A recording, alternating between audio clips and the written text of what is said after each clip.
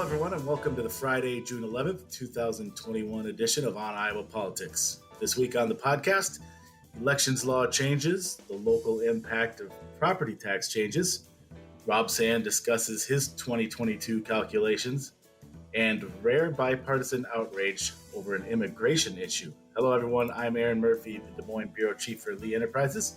With me today are Amie Rivers of the Waterloo-Cedar Falls Courier. Good morning, Amie.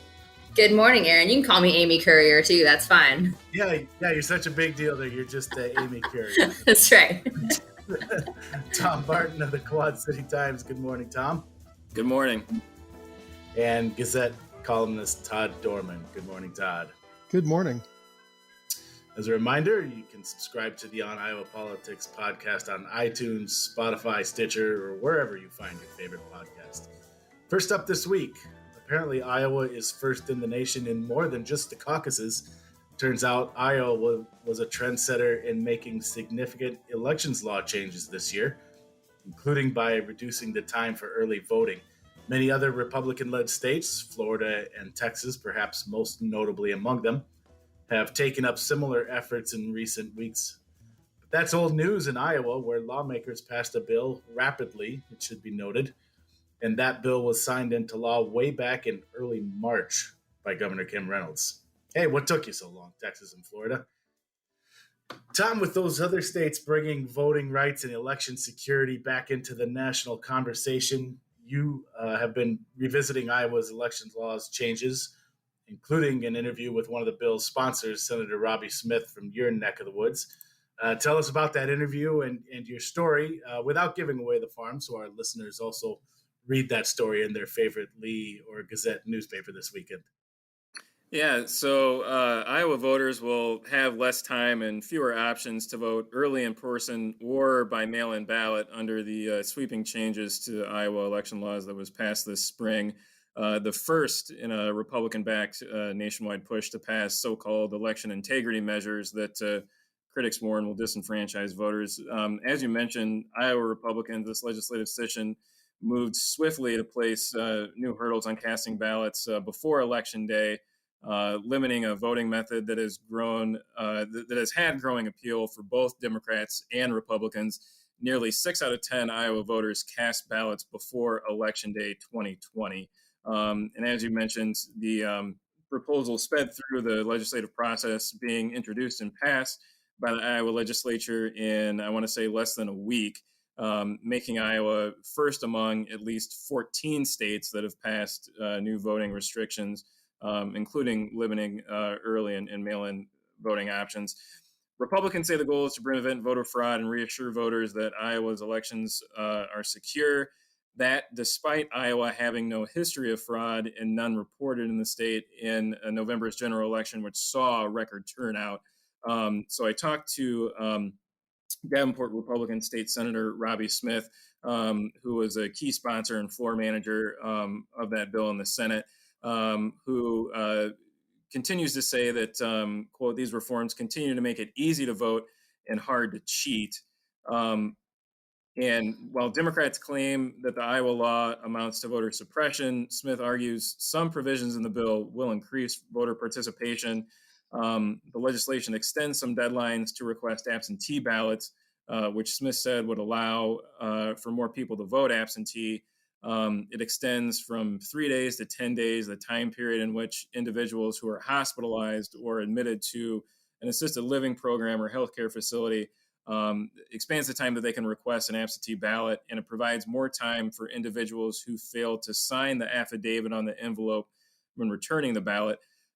But while the new law addresses some concerns raised by county auditors and advocates for vulnerable populations, Democrats and county election officials argue the changes attack the democratic voting process and will make it even harder for thousands of Iowans to have their absentee ballots counted. So as we mentioned, some of the big measures or parts of the bill or the new law shortens the state's early voting period, shortens the period to request mail-in ballots, and bars election officials from proactively sending ballot request forms to voters. And voting rights experts, county election officials, including the president of the State Association of County Auditors, Republican Sioux County auditor, say and argue that the changes will make it harder for minority, elderly, and disabled voters to cast ballots. The law is being challenged in court. There was a lawsuit filed by the League of United Latin American Citizens of Iowa, which is being represented by Washington-based voting rights lawyer Mark Elias, who's also challenging similar voter suppression bills across the country. And according to their lawsuit, taken as a whole, the bill targets and restricts virtually every aspect of the voting process. I was saying that it's not necessarily a new issue, but as we said, with other states kind of taking up similar efforts, kind of back in the focus here. Definitely watch for Tom's story this weekend. Does a great job of going through everything that's happened here in Iowa. And it'll be interesting, as we've talked about on this podcast before, and Tom and I talked a little bit offline before we started rolling here. Maybe look for that in a future outtakes episode of the podcast. But it's going to be interesting to see the impact of this, and it could impact both parties. The assumption is Democrats tend to vote early more often, but obviously a lot of Iowans voted early in this past election, and an election which Republicans were very successful in Iowa. So it'll be very interesting to kind of monitor that impact moving forward. So we move on next to another issue to come out of the State House this year. State lawmakers pulled a Lucy and pulled the football away from Charlie Brown when they voted to phase out state funding that was designed to refill local government's property tax revenue that was reduced by state property tax reform back in 2013. Those blockheads. Amie, you've been talking to folks in the Cedar Valley about this for a story that I believe is also going to run this weekend. Correct me if I'm wrong there. What are you hearing there? Well, schools aren't as worried about this money because there was another portion of the bill that is sort of replacing that funding for them, and they're mostly only losing out on PEPAL funds. But cities and counties are really going to be hit by this. We're talking millions of dollars in some cases, at least hundreds of thousands for smaller schools or for smaller cities and counties. But for example, like Waterloo got $1.75 million last year in the backfill, and they've used it from everything from police and fire to economic development, and it's been a really crucial part of the budget. The mayor has said, we run our city extremely tight on really tight margins, and this is going to have to result in a raise in property taxes. So, cities like that are basically going to be taking the brunt of the worry from taxpayers that their taxes are going to be higher. And it's because this backfill is going away. Now, some cities have built it in. I talked to the mayor of Cedar Falls.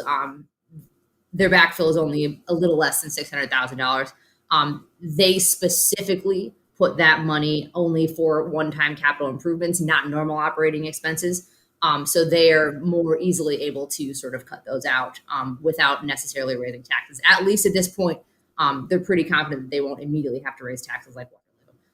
Some other cities just don't know. I was talking to little cities around here too that are, they know what they're going to lose. Maybe they'll only lose $20,000, $40,000 a year, but that's still something to a city that's most cities these days are running on extremely tight margins. So look for your property taxes to potentially increase next year because of this backfill at the very least.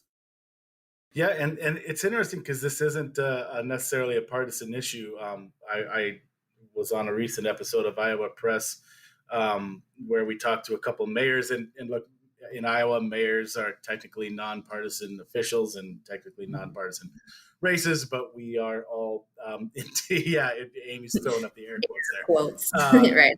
We are all functioning adults, and in most cases know what the partisan leanings these officials had. And we had a couple of Republican conservative type mayors on the show, and they both expressed concern for this decision and this move and the impact it'll have on their cities. They were the mayors of Cedar Rapids, who Todd's obviously familiar with, and of Johnston, one of the Des Moines suburbs here. Tom, before we move on, just real quick, do you hear these same concerns from local government leaders in the Quad Cities? Yeah, so lawmakers have discussed eliminating the backfill for quite some time. I think maybe since they passed that property tax reform bill back in 2013. And so it's been a recurring concern among Davenport city officials, and it's long been on their list of legislative priorities, including this year. They didn't talk about it a lot this year. You know, there have been some other concerns and worries that kind of rose to the forefront that they've been talking about, particularly how to combat a spike in violent crime. But they did talk about it a little. You know, they say that eliminating this backfill, you know, would be devastating for the city, especially as cities focus on financial recovery during the pandemic. You know, as Amie said, a lot of cities run on tight margins. And they're also dealing with, you know, new and you know, unexpected expenses and just new issues and challenges related to the pandemic that have a cost and a price tag associated with that. And so Davenport received about $3 million in annual backfill payments from the state in recent years. And city officials have noted that the majority of public safety personnel, including both police and fire, are supported primarily through property taxes. You know, again, earlier this year warned that in order to preserve public safety levels, budgets for other city departments potentially would need to have to be reduced by about 11%, an option that they said is not feasible and would jeopardize the city's ability to provide core services. To avoid that, city officials have urged state officials to work with municipalities to phase in the reduction of the backfill in such a way that it wouldn't be so harmful or detrimental, and also urge lawmakers to work with cities to provide other funding tools, including allowing Iowa cities to raise a new dedicated tax to fund public safety personnel. And then city officials, too, say that lawmakers should remove a cap limiting the growth on property taxes that pay for city and county services. They say that eliminating the backfill while also limiting revenues will restrict services that constituents require, that they want and need, and that cities need a property tax system that is fair, flexible, and predictable so that they can plan into the future and make the right financial decisions. Yeah, and I should, as we're discussing this here, it occurs to me I should note, in the interest of fairness and the whole picture, part of the justification for this was that the state also took the funding for mental health services, which had been a part of local property taxes, and shifted that burden to the state. So local property taxes don't have to fund those services anymore. And but you know. But that said, that it remains to be seen what kind of an impact this has on local governments. Todd, I wasn't planning, but I'll put you on the spot here because I'm just curious. And it was interesting. One of the discussions in the legislature was over, you know, the legislature had made a commitment in the past, and then one Republican argued, well, a current legislature isn't bound by the actions of a previous legislature. Was this move, just kind of broadly speaking, in your opinion, a fair move by state lawmakers? I mean, to Tom's point, it has been discussed and proposed and out there, so it's not like this completely blindsided local leaders. Was this a fair move in your view? Well, you know, in 2013, when they passed this, you know, big property tax reduction, cutting property tax on commercial property, and also I think they switched the apartments and you know, multi-family housing units to residential level taxes instead of commercial. I mean, you know, believing that the backfill was going to last forever sort of ran counter to all the history. I mean, the state eliminated this property tax on machinery, industrial machinery and equipment back in like the late 80s, maybe early 90s. And there was a backfill that came along with that then was eventually eliminated. So I think local officials that thought that this was going to last forever were kind of, you know, wishfully thinking that the history would not repeat itself. And I don't know, the other thing is that the Republicans were also who were the main drivers behind this property tax package in 2013. They were sort of wrong also because they offered the backfill, thinking, arguing at the time, yeah, we'll do this backfill, but eventually these commercial property tax cuts will create so much economic growth that you won't need the backfill anymore because the new taxes collected on from all this economic growth would make up for the loss, which didn't happen. Which that's a lot of times with tax cuts, that's the argument, and it rarely comes to fruition. So everybody was sort of wishfully thinking in 2013, and now I think most of us who've paid any attention to the state house and how often when the state, if the state has a choice between doing something difficult or taking something away from local governments, they'll usually do the latter and go ahead and pass the pain down instead of having to take it themselves. So yeah, it's not surprising they eliminated it. I'm actually surprised it lasted as long as it did. Don't be sad that it's gone. Be grateful that it lasted as long as it did, right? All right, moving on to our next topic. And now it's time to talk about one of my stories. There was a rare bipartisan outrage expressed this week when Republican Governor Kim Reynolds and Democratic Congresswoman Cindy Axne criticized a federal immigration agency for being, shall we say, less than forthcoming about the relocation of refugee children either in or at least through Iowa. Reynolds and Axne both said that they had asked the feds about reports of a flight that brought refugee children to Iowa back in April, and that the myriad agencies either did not respond or, as it turns out, maybe weren't totally honest when they did. This story was interesting to me because at first glance, it seemed like maybe Reynolds, a Republican governor, was just opposing a Democratic federal administration on immigration policy, which would be a surprise to absolutely no one who follows politics. But then actually, the Democrat issued a statement that was fairly similar to Reynolds's. And I'll also be honest here, I'm not well versed enough in federal immigration policy to know how common this kind of thing is with this flight and how transparent federal agencies typically are in cases like this, or if they're expected to be transparent with states and when they're moving refugees like this. Todd, I don't even necessarily have a specific question. What was your kind of reaction to this story as it unfolded?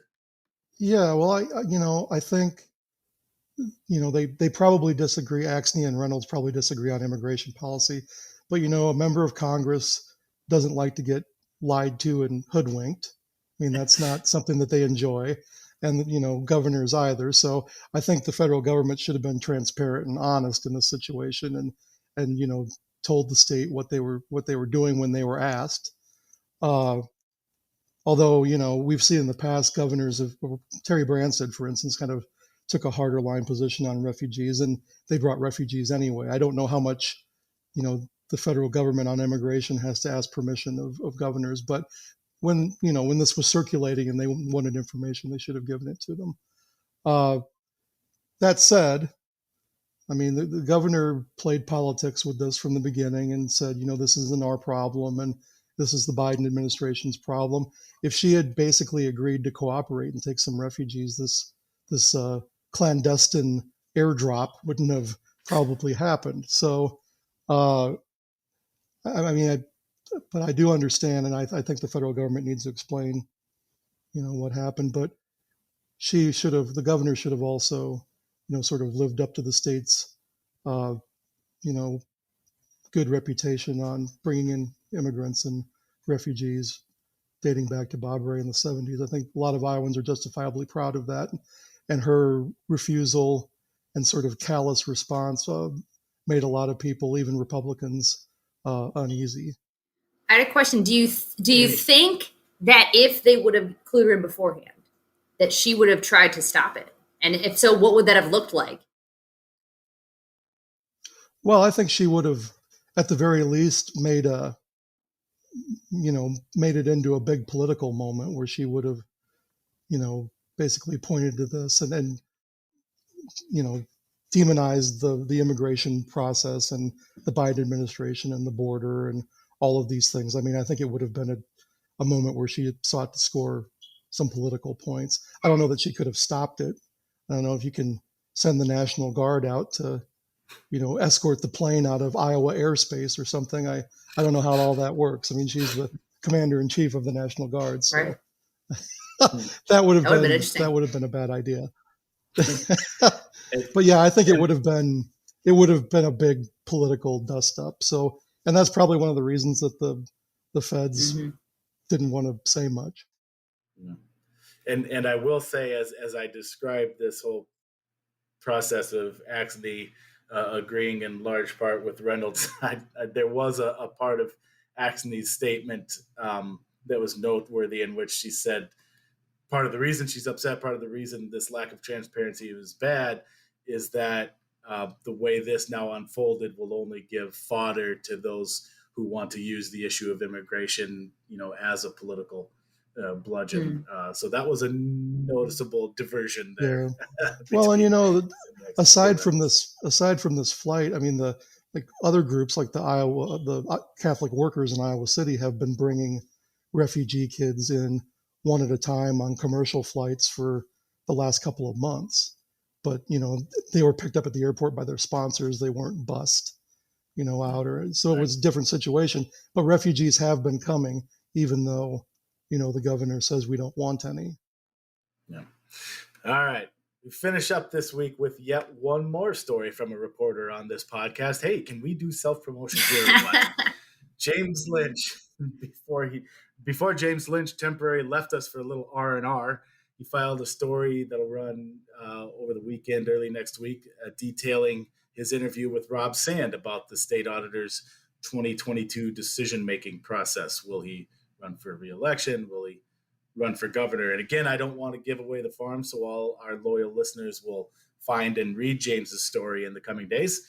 But Sand talks a lot about that process of making his big decision. So we were graced with an early copy that I distributed amongst the team here. So let's just go around and get some quick reactions here. Amie, were you able to read anything between the lines in Sand's comments and about which way you think he's leaning, if any? Yeah, I liked the quote that he gave James about, politics needs to change and we need to find ways to get beyond political labels, beyond party affiliations.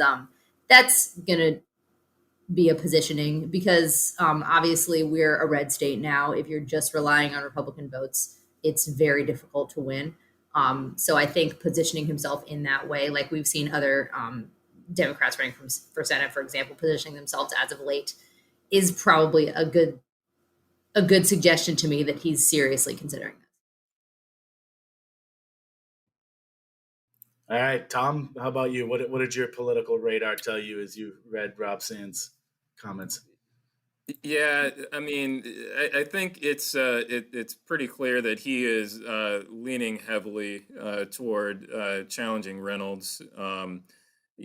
Just with his recent criticisms of how Reynolds has used COVID funds related to the pandemic and criticizing the way that again she's handled the pandemic and gone about trying to address it. I think it's clear that that he and state Democrats are trying to do their best to make sure that that's an issue that kind of dogs Reynolds heading into the 2022 election, and that issue stays front and center, and then it's not something that voters forget about, because voters have a short memory and a short attention span, right? And so I think the concern there from Democrats is that as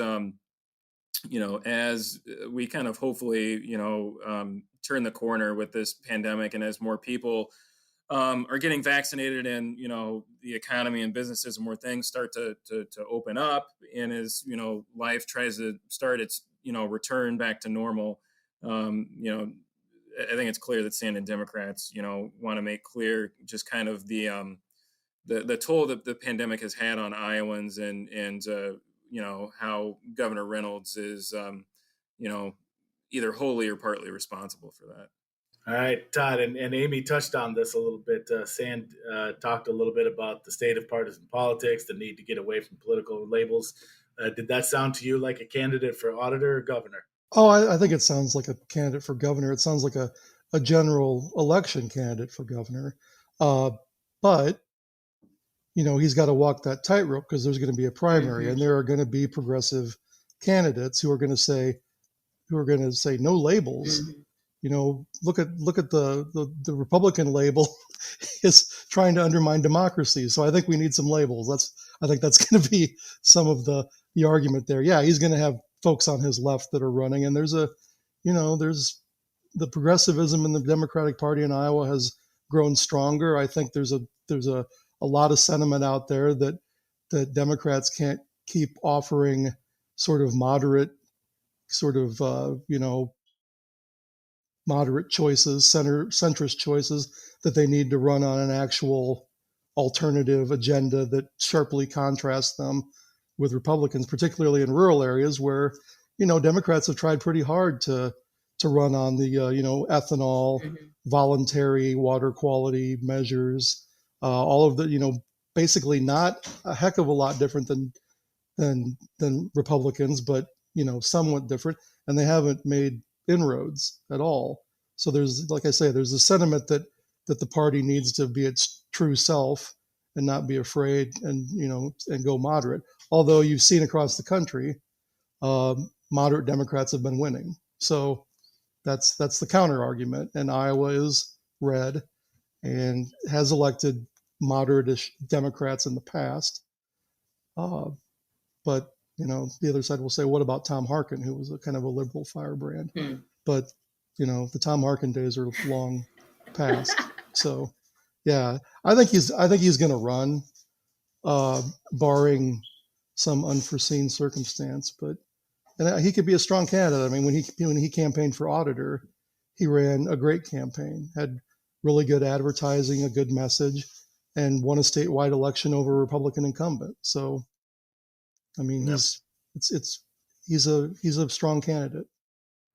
Yep, you've touched on something there, Todd, that I think merits further explanation and exploration, I should say, in a future podcast. I think there's a lot to unpack there, in that the different kind of candidates and viewpoints within the Iowa Democratic Party and how they can start winning statewide races again. So, loyal listeners, come back again, and we'll have more to say on that one in the future. But that's it for this week's edition of On Iowa Politics. We thank you all for listening, and we hope it was worth your time. If you like the show, subscribe and tell a friend, and you can send fan mail to oniowpolitics@gmail.com. And don't forget the work of everyone you heard here. All those stories that we talked about can be found on the pages and websites of the Quad City Times, Waterloo-Cedar Falls Courier, Sioux City Journal, Mason City Globe Gazette, Muscatine Journal, Council Bluffs Daily Nonpareil, and Cedar Rapids Gazette. Steven Kristopher will play us out this weekend. If you know a talented band or Iowa musician who should be featured on our show, send us a sound file. For Amie, Tom, Todd, and our producer, Steven, I'm Erin Murphy. Thanks for listening.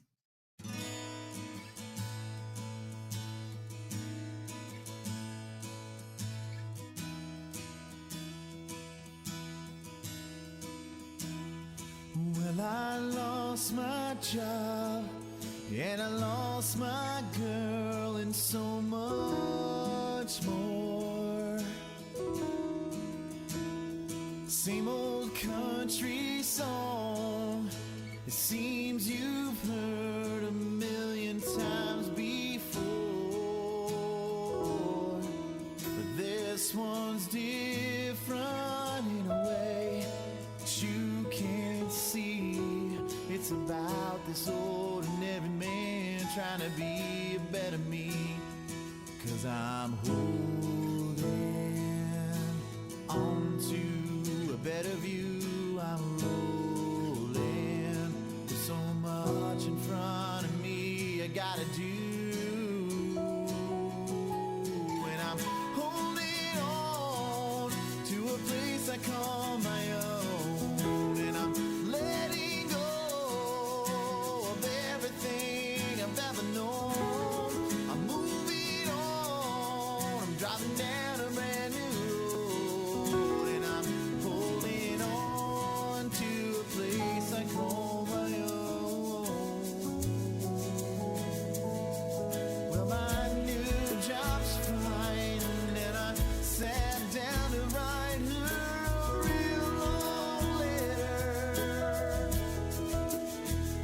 turned up the radio, singing to a song I know, and I started to feel a little better.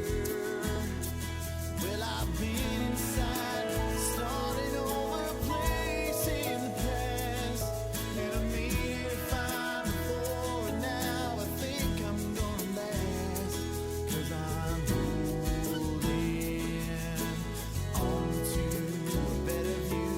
I'm rolling so much in front of me I gotta do, and I'm holding on to a place I call my own, and I'm letting go of everything I've ever known. I'm moving on, driving down a brand new road, and I'm holding on to a place I call my own.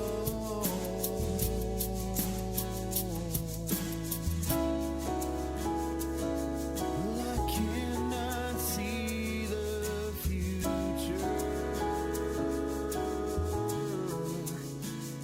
but when I look back behind me, I can see experience that I can hold on to. I'm gonna make it through, holding on to a place I call my own, and I'm letting go of everything I've ever known. I'm moving on, driving down a brand new road, and I'm holding on. I'm holding on. I'm holding on to a place I call my own, and I'm letting go of everything I've ever known. I'm moving on, driving down a brand new road, and I'm holding on to a place I call my own.